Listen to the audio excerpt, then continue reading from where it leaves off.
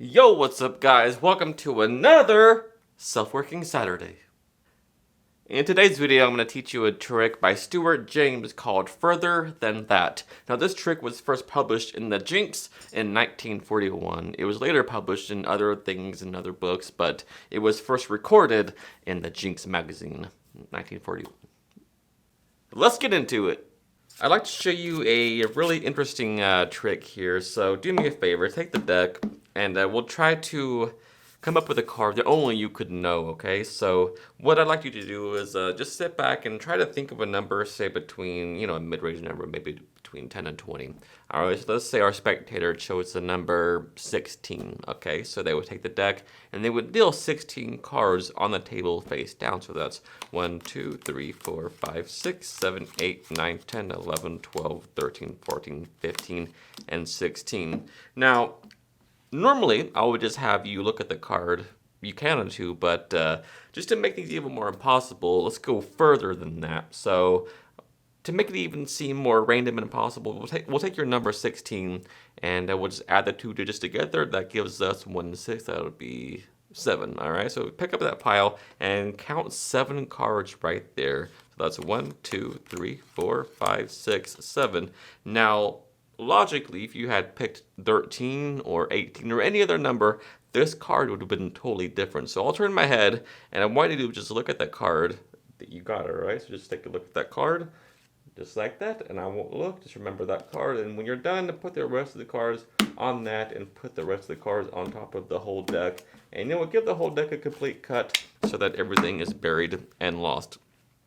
Now, I could go through and try to find your card.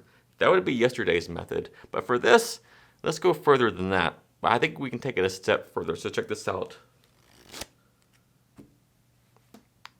Just then, it sounded like you picked a black card. Let me do it one more time. That sounds to me like you picked a spade card. And I think with my good instinct, I think you picked the ace of spades. I know, it's crazy. But I think we can take it a step further than that. Check this out. You cut the deck. You could have named any number, but watch if I just do this. Just like that, we can get your card where it needs to be. Check this out. That's A, C, E of spades, S, P, A, D, E, S. Ace of spades. Check that out. Now, that's pretty good. I have to admit that's pretty good. But I think we can go further than that. Everybody would stop here because we have found the card. But remember, you shuffled, you cut the deck, you named any number, and we found the card. Totally random, but we can go further than that, guys. Check this out. Over here where I spelled ace, we have 1, 2, 3 aces. Now that's pretty good. You gotta admit that's pretty good. But what if we can go further than that? Spades, right? You picked the ace of spades. Over here where I spelled spades, it would be pretty good if I can get the 2, the 3, the 4, the 5, the 6, and the 7 of spades. Now, I know what you're thinking. That's pretty freaking good. But what if we can take it a step further than that? And I think we can. Remember how you shuffled the deck. Remember how you cut the deck anywhere. Name any number. Any number different would have been totally different, this top card. Check this out. There's the king of spades. There's the queen of spades. There's the jack of spades. There's the 10 of spades. And that completes the royal flush in spades. And I don't think you can go much further than that. I really don't think you can. Alright, so here is how you do further than that. Alright, so there is quite a bit of a setup, but not much. Don't let that freak you out, alright? So on top of the deck, you have the 2 through 7 of spades, alright? So that's in order, 2, 3, 4, 5, 6, 7 of spades. After that, you want to have 3 of the aces, so that's 1, 2, 3 aces. Then the ace of spades goes after that. All right, so then you have the royal flush cards, which starts with the king, queen, jack, and the 10. So that's your setup like this. So you have, again, 2, 3, 4, 5, 6, 7 of spades. 3 aces, ace of spades, king, queen, jack, 10 of spades. And that's from top down on top of the deck, and that is your setup.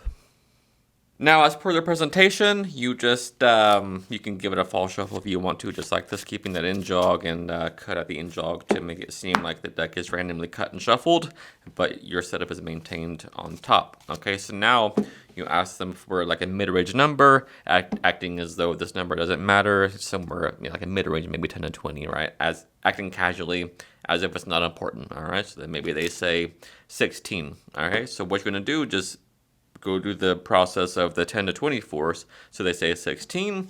That's 1, 2, 3, 4, 5, 6, 7, 8, 9, 10, 11, 12, 13, 14, 15, 16 cards.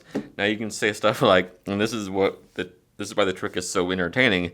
You say, normally people would just have you look at that card, but we can go further than that. We can make it seem more impossible, more random. So how about we try this? You said 16, right? So how random is this? Let's take those 2 digits. I know this is crazy, bear with me. Let's take those 2 digits and let's just add them together to get a new number. And what do we got? We got 7, all right? So 6 plus 1 is 7. So they ask them to take the packet and have them deal 7 cards face down, or whatever their number was. If it was 17, they would do 8, or if it was 15, they would do 6. You get the idea, right? So whatever number they name, you just add the digits together, and it'll always be the force, all right? So they deal 7 for 16, so that's 1, 2, 3, 4, 5, 6, 7. You can turn away, and you have them just look at their card, which will always be the ace of spades.